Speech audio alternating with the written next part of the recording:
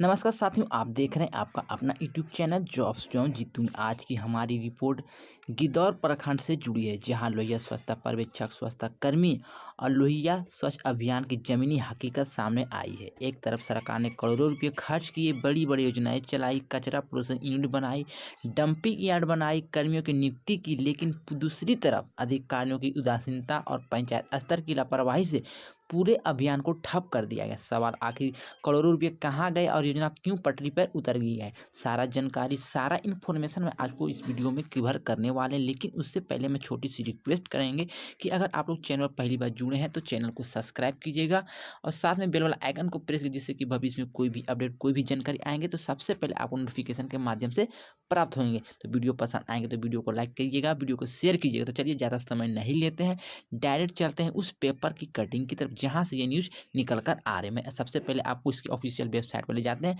या डायरेक्ट उस paper cutting को ही यहाँ पे दिखाने का काम करते थे। चलिए, तो साथियों जैसा कि आप लोग मोबाइल के स्क्रीन पर देख पा रहे हैं, यहाँ पे लिखा गया है दैनिक भास्कर पेपर के द्वारा गिद्धौर में लोहिया स्वच्छ बिहार अभियान, कचरा प्रोसेसिंग यूनिट बेकार।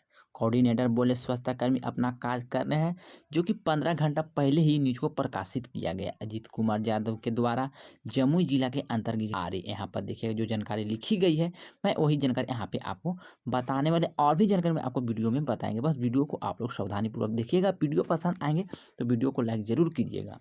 लिखा गया कि गिद्धौर प्रखंड में लोहिया स्वच्छ बिहार अभियान अधिकारियों की उदासीनता से प्रभावित हो रहा है। मनरेगा और 15वें वित्त आयोग की योजना के तहत स्वच्छ भारत मिशन के अंतर्गत कचरा निर्मित प्रोसेसिंग यूनिट निष्क्रिय पड़ी है। यहाँ पर प्रखंड के प्रत्येक वार्ड में ठोस और तरल कचरे के लिए डंपिंग यार्ड का निर्माण किया गया। इस पर लाखों रुपये का व्यय हुआ। कचरा संग्रहण के लिए स्वच्छता कर्मी सुपरवाइजर नियुक्त किए गए, साथ ही रिक्शा और बैटरी चालित टोटो रिक्शा की भी उपलब्धता कराई गई। योजनाओं का लक्ष्य था कि नागरिक कचरा इधर उधर ना फेंके, स्वच्छता कर्मी घर घर जाकर कचरा एकत्र कर डंपिंग यार्ड में जमा करें। वार्डों में गीले और सूखे कचरे के लिए पृथक डस्टबिन वितरित भी किए गए। मुखिया और पंचायत सचिव की लापरवाही के कारण कई महीनों से कचरा संग्रहण कार्य रुका हुआ है। कोल्हा पंचायत के विनोद पासवान, विभूति मंडल और कुंदन कुमार सहित अन्य ग्रामीण का कहना है कि स्वच्छता कर्मियों की कई महीनों से मानदेय नहीं मिला है। इससे पूरी योजनाओं को प्रभावित की गई है। स्वच्छता कोऑर्डिनेटर प्रियंका रानी का कहना है कि स्वच्छता कर्मी अपना कार्य कर रहे हैं।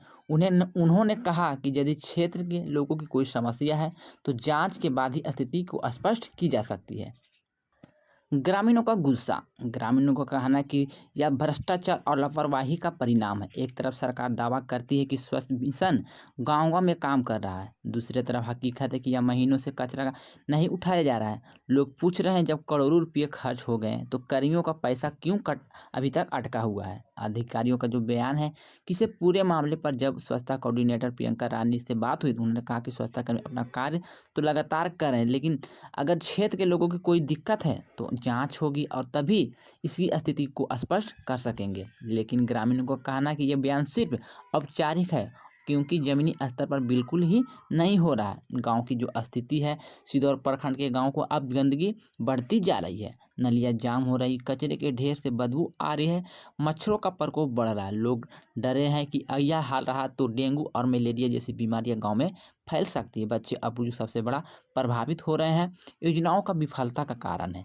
यानी इस योजना का मकसद था कि शुरू से ही, कि अब पूरी तरह से विफल होती दिख रही है। डंपिंग यार्ड, रिक्शा यूनिट सब कुछ दिखावे का हिस्सा बनकर रह गया है। लाखों करोड़ रुपए खर्च करके भी गांव पहले ही जैसा ही गंदगी महसूस हो रहे हैं। जैसे इसके लिए जिम्मेदार कौन है, तो अब सवाल यही है कि स्थिति के लिए जिम्मेदार कौन है। तो क्या पंचायत सचिव और मुखिया जिन्होंने समय पर काम नहीं किया, या फिर जिला प्रशासन जिसकी निगरानी नहीं की गई।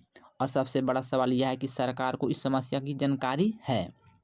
तो साथियों, यह मुद्दा सिर्फ सफाई तक ही सीमित नहीं है, यह रणनीतिक मुद्दा भी बन सकता है। गांव के लोग खुलकर कह रहे हैं कि अगर सफाई जैसी बुनियादी सुविधा नहीं मिलेगी तो चुनाव में इसका असर देखेंगे। सरकार चाहे कितनी भी योजनाएं लाए, अगर जमीनी स्तर पर अमल नहीं होगा तो जनता नाराज होगी।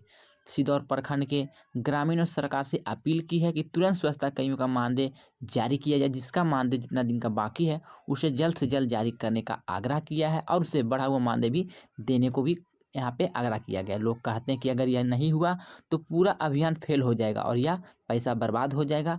लोगों का जो रास्ता है यानी कि जरूरी जिला प्रशासन को है कि सरकार से मिलकर तुरंत इस पर कार्रवाई करे, कर्मियों को मानदेय मिले, डंपिंग यार्ड फिर से सक्रिय और प्रोसेसिंग यूनिट में काम करने लगे, तभी गांव में साफ सफाई वापस आएगी। तो दोस्तों ये सिदौर प्रखंड की असली तस्वीर थी। लोहिया स्वच्छ बिहार अभियान जो गांव की तकदीर बदलने की शुरुआती हुआ था, लेकिन आज अधिकारियों की लापरवाही और पंचायत की उदासीनता की वजह से ये कार्य ठप हो गया है। लाखों रुपये खर्च हुए लेकिन नतीजा गाँव में फिर गंदगी डूब गया है। सवाल उठता है क्या सरकार इस पर ध्यान देगी?